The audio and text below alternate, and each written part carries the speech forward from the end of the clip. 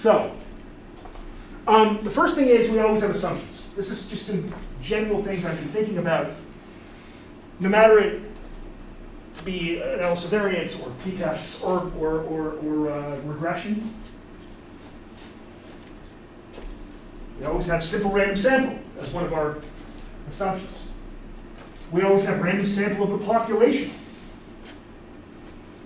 right? So simple random sample, and then of course random samples of the population. Oh, sorry, the population is a random sample.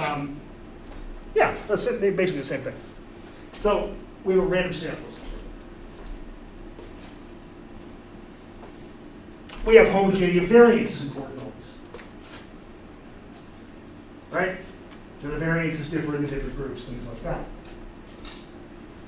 Those assumptions are assumptions from the math. So a simple random sample or a random sample of the population is basically the same thing.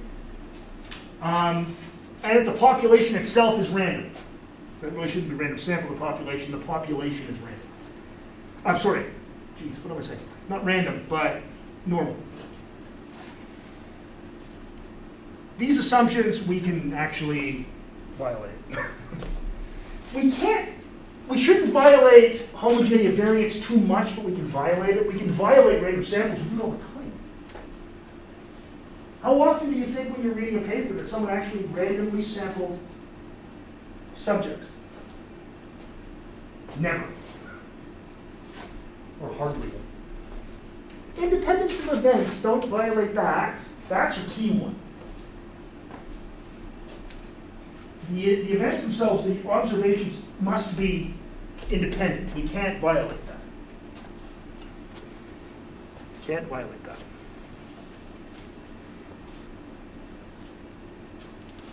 Error is always normal and independent with a mean of 0 and a variance of sigma squared at epsilon.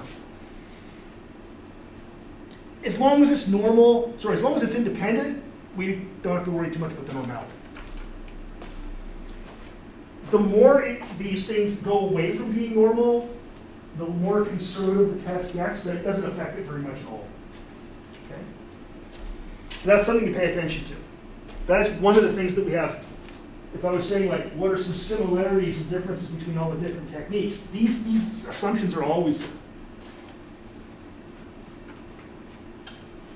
We've talked about models, both in analysis of variance and regression.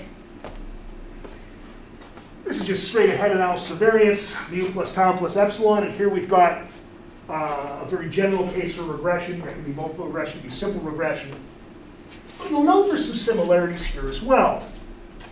We both have a score, x or y hat, being a linear combination of some values and some error. And we have stuff that applies to everything, like mu, that's the grand mean, or like b sub 0, that's the intercept. And then we have a series of effects, and then we have error at the end.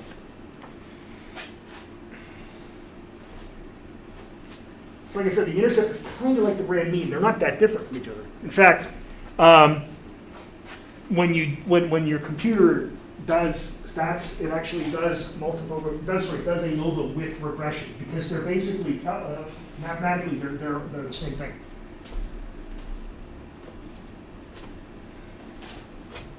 Right? Like I said, they both have error.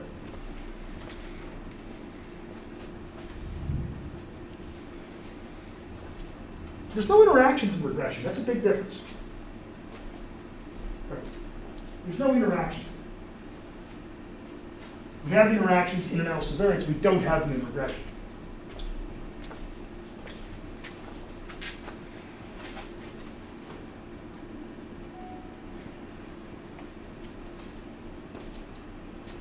And we can do nonlinear relationships in analysis of variance. Analysis of variance doesn't care about that. Regression does.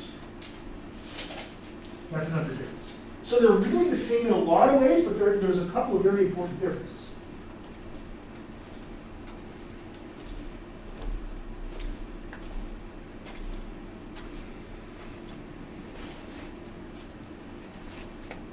Okay.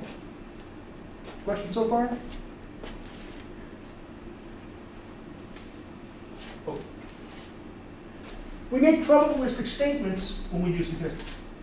So we can make numerical statements about the universe without actually knowing anything about the universe.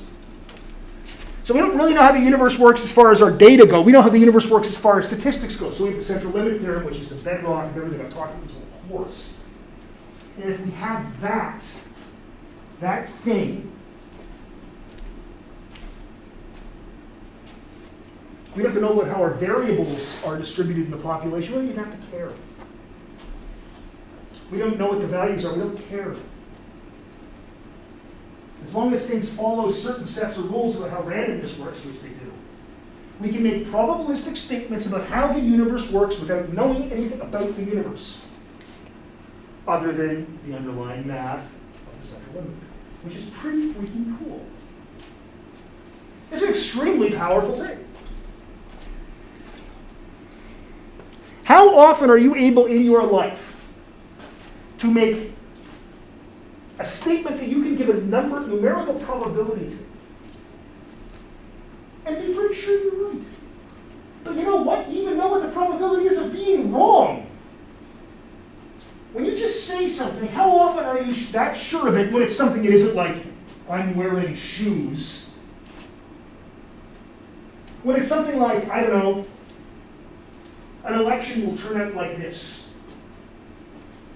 Here's what the popular vote, we don't really have in Canada, it doesn't matter. I'm so tired of that. But anyway, here's how an election should turn out, or here's what would happen if we took all our masks off and started not caring about things like that. Here's how many people will die. We can make probabilistic statements. That's an amazingly powerful thing. But you also need good research design. So you need to know what you're doing. And one of the, again, this ties back to during the pandemic. It's amazing, I don't know if you've noticed this, it's amazing how many people are experts in everything. Oh, lately they're not pandemic experts anymore. They're now military experts about the military of Ukraine and Russia. And they'll be experts about the next thing next week. People drive me insane. Especially weird when you actually have both those expertises and you go, ah! So people that don't know what they're doing have taken some of these statistical techniques and they don't actually know what they're doing. They have bad design. They come up with predictions that are wrong. They're just wrong. Right? So this has real global and local consequences doing statistics right. It really does. I used to have to try to convince people that statistics was a valuable thing to know, even outside of doing research. And I think now in the last 2 years, we've probably, I think the world has convinced us all that it's important to know this stuff. Because, we have to make decisions, we have to make predictions. So those are sort of what I think are the big themes of the course. Any questions?